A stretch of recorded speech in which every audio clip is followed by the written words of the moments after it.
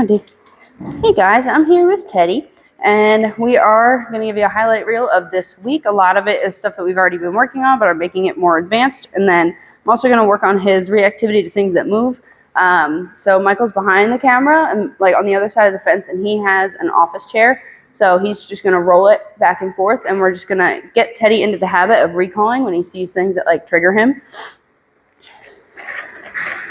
And so he can hear that too. Nice. Yes. I want him to look at it. Good. Rewarding that check-in.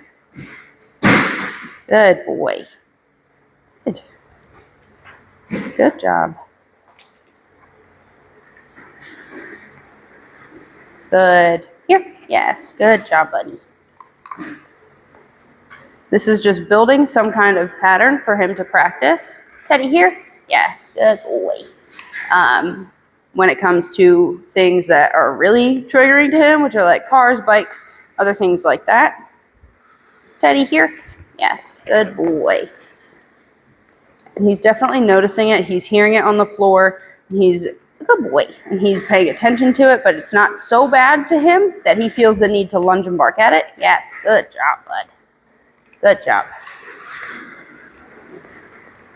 I'm trying to get him a little bit closer, but he really doesn't seem to mind that much. Good boy. Good. Yes. Nice job. So we're just building his handler focus this way so that he can be better prepared for, you can bring that in if you want. So Teddy's doing really well with this, so Michael's bringing the chair in. Good. Yes. Nice job. Because he already feels a certain way about the vacuum, I would do it with this, but I don't think he's quite ready. He had already established that he hated the vacuum, so we have to take some more baby steps with that. Good job, Teddy. Yes. Very good, bud. Very good, dude. And so we're kind of like soft launching the work on like cars and bikes and stuff by just using something else that moves that's a little more common. As if those aren't already common objects, but just to get him into a habit of seeing something that moves and not exploding about it. He's doing an awesome job with that. Thank you, Michael. And then I'm just going to switch gears and we'll work on his body handling and just calm petting. I want him to be able to stay calm. Yeah, Michael left. Sorry, pal. But I still want to practice that behavior of coming up and requesting pets by sitting and not biting. Nice. Good boy. Good job, Stinker. Sorry. Good job.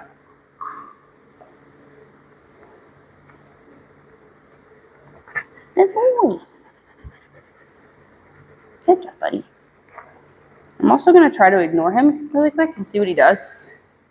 He's generally pretty good if I'm like not paying attention. He will just kind of sit. He hasn't escalated to a point of needing any kind of intervention, but I think that's important for us to push and try here as well. So I'm just going to pretend that I don't care that he's here. I'm going to put some stuff away.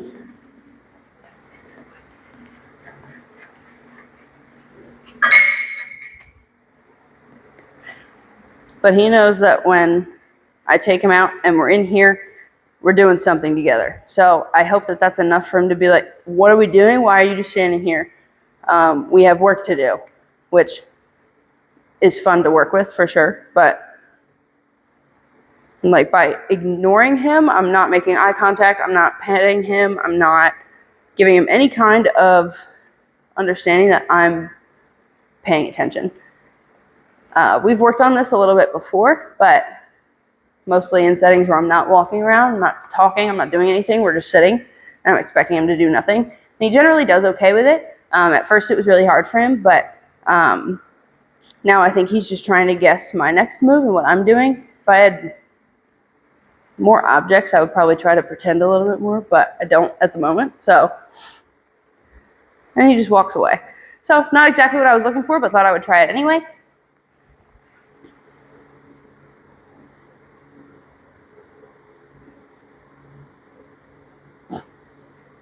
I'm waiting for him to sit, but I don't know if he'll do it. I don't know if that's what he wants right now. Excuse me. All right, let's work on your body handling then, buddy. Sit. Good. Good. Good boy. Give him some pets. And he kind of like whipped his head a little bit. That's just telling me, hey, I don't really need that right now.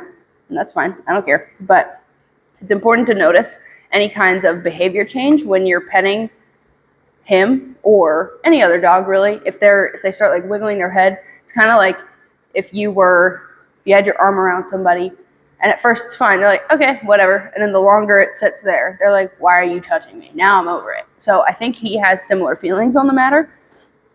Paw, good boy. And I just touched his toes right there, and then I reward. He really doesn't like it when I touch his front right paw, so I'm just going to give him a little touch on his paw. Yeah. Paw. Yes, good boy. Good job, buddy. Nice. Yeah, I know. This is where the snacks live. Good. Get it. Give him a little break. Toss the treat away. Come here. Good. Very nice. Paw. So right there, he kind of like snorted at me, and you probably couldn't hear it, but he didn't bite. I didn't feel teeth or anything, but he was like, "Don't touch my paw." So it is very specific to that front right paw. But cattle dogs can be very specific about things. Paw, yes, good boy. Nice. Paw, yes, good job. That time he didn't really care that much. He was like, okay, that's fine. He's in a more relaxed position too, so I think that helps as well. He can be very specific and very particular, and sometimes if he's not in a certain position where he feels like absolutely comfortable and relaxed, certain things like that will trigger him a little bit. Good. Nice boys. So just by doing stuff like this, like short sessions, keeps him kind of like, conditioned to being touched a little bit. And it's better to keep it short because he is so sensitive and particular about being touched. And none of us really pet him for too long, not because we're afraid he's going to bite us, but because we just want to respect his boundaries. When he gets super bitey about being touched, or if he's like gesturing like, hey, I'm not comfortable with that, it's really just a boundary that he's placing the same way that we do. But he has a pretty unique way of showing that. So good job, buddy. I'm just going to touch like near his harness straps. He's a little weird about it, and he's licking me now. And I'm not sure if he's just licking me because my wrist is there, or if he's like, hey, can you stop? I'm trying to tell you nicely. But I haven't really pushed to a point where he's willing to bite me about it. Yeah, right. Because while on one hand, I want to see what makes him tick, on the other hand, I still want him to trust me. So by bridging the gap between the two, I'm keeping the session short, and I'm not pushing him too hard because I don't want him to feel that he can't trust me and me handling him. And that goes for anyone, not just me. Good boy. Hey, nice good boy. There you go. I'll give you a little jackpot. You're super good. But I'll end it right there for him just so that he can have a little rest, take a break. But Teddy's been doing awesome, and we'll see you in his video on Monday. But let us know if you have any questions.